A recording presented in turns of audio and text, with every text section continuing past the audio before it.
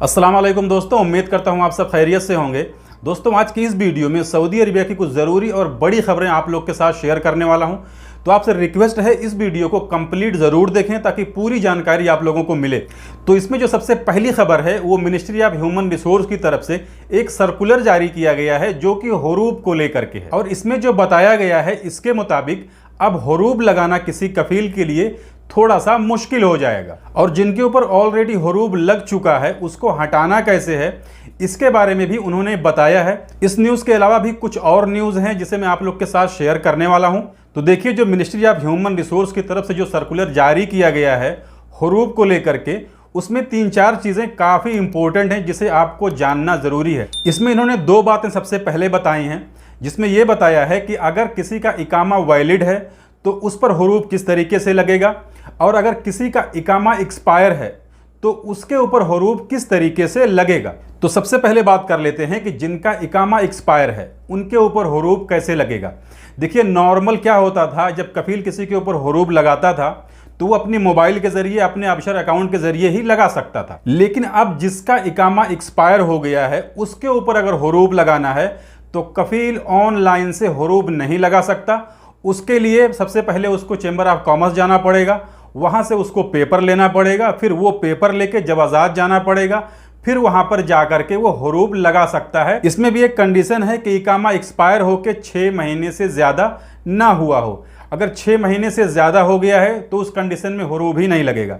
अगर 6 महीने से कम है एक्सपायर होके तो वहाँ पर इस तरीके से हुरूब लगाया जा सकता है। और दूसरी चीज कि अब कोई भी अगर हुरूब लगाएगा तो हुकूमत की तरफ से पहले उसकी जांच की जाएगी। यानी अगर कफील किसी का हुरूब लगाता है उसके बाद में अब हुकूमत की तरफ से एक इंस्पेक्टर आके पहले इस चीज की जांच करेगा कि ये हुरूब सही है या फर्जी है। क्योंकि इस तरह के बहुत सारे केस होते हैं जिसमें वर्कर जो है कफील के पास ही होता है, कंपनी में ही होता है, और उसके ऊपर हुरूब लगा दिया जाता है। अभी कुछ दिन पहले मुझे एक कमेंट आया था, किसी भाई ने कहा था कि भाई मैं खुरूज नहाई जाने वाला हूं, अब मुझे पता चल रहा है कि मेरे ऊपर 2 साल पहले ही हुरूब लग चुका था। तो इन्हीं सब फर्जी तरीके के हुरूब को रोकने के लिए हुकूमत ने ये कदम उठाया है। इसके अलावा जिनका इकामा वैलिड है उनके ऊपर हुरूब ऑनलाइन लग जाएगा। कफील जो है अपने अबशर के जरिए ऑनलाइन उनका हुरूब लगा देगा, लेकिन उसकी भी जांच की जाएगी। पहले एक इंस्पेक्टर आएगा, इस चीज़ की पहले तस्दीक करेगा कि वर्कर जो है मौजूद है या नहीं मौजूद है, फिर उसके बाद में उस हुरूब को माना जाएगा। और इसमें तीसरी चीज़ जो बताई गई है कि अब अगर किसी का हुरूब गलत है तो वो भी ऑनलाइन कंप्लेन कर सकता है। अब वो ऑनलाइन कंप्लेन कहाँ करना है, कौन से एप्लीकेशन से करना है, कौन से वेबसाइट से करना है, इसके बारे में अभी कोई जानकारी नहीं दी गई है।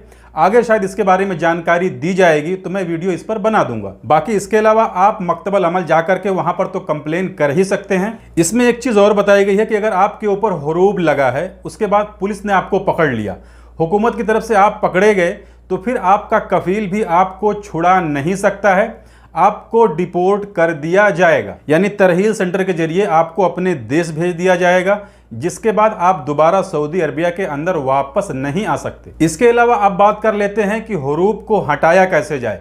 देखिए, हुरूब हटाने के लिए आपके पास अपने कफील के खिलाफ पक्का प्रूफ होना चाहिए। तो कुल मिलाकर आप ये जान लीजिए कि अगर आपको ये लगता है कि जो हुरूब हमारे ऊपर लगा है वो गलत है तो आप इसके खिलाफ कंप्लेन कर सकते हैं, लेकिन आपके पास सबूत होना चाहिए। अगर आपके पास सबूत है तो आपके कफील को वहां पर तलब किया जाएगा, दोनों को साथ में बिठा करके पहले सुलह कराने की कोशिश की जाएगी। अगर आप अपना केस जीत जाते हैं तो वहां से आप दूसरी जगह नकल कफाला ले सकते हैं, या आप चाहेंगे तो वहीं से आपका खुरूज नहाई लग जाएगा। लेकिन अगर आपका कफील ये कहता है कि मैं इनका हुरूब हटा देता हूं, तो उसके लिए ये ज़रूरी हो जाता है कि अगर आपका इकामा एक्सपायर है तो 10 दिन के अंदर आपका इकामा उसको रिन्यू करना पड़ेगा। और अगर वो आपको हुरूब हटाने के बाद फाइनल एग्जिट भेजना चाहता है तो 15 दिन के अंदर उसे फाइनल एग्जिट भेजना पड़ेगा। इसके अलावा अगली जानकारी, हरमैन शरीफैन के जो इंतज़ामिया हैं, जो मैनेजमेंट है, उनकी तरफ से ये कहा गया है